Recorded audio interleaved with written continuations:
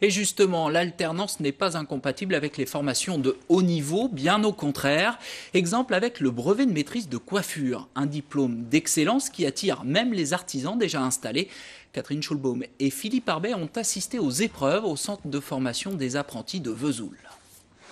Opération relooking. Sous l'œil expert d'un jury de professionnels, candidats et candidates ont pour objectif de transformer complètement leur modèle, couleur, coupe, brushing, pour l'obtention du plus haut diplôme de coiffeur, le brevet de maîtrise.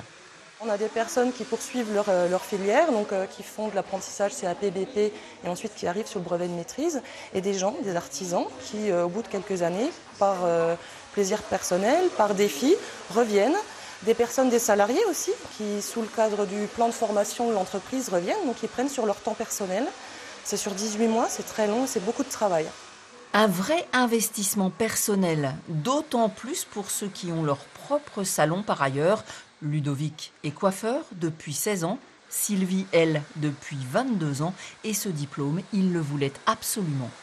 Pour moi, c'est surtout un titre, le titre de maître artisan. C'est surtout ça que je voulais, être maître artisan.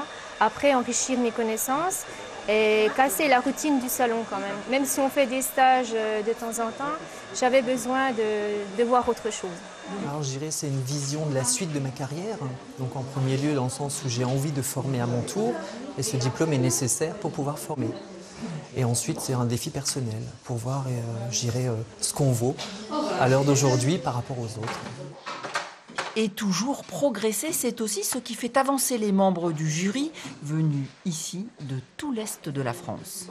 Il est toujours agréable de voir les nouveautés, ce que la jeunesse peut apporter au métier en fait, et d'une part aussi de voir la créativité de chacun. 7 épreuves au total, avec en forme d'apothéose la réalisation d'un chignon de gala qui signe la créativité de chacun des candidats.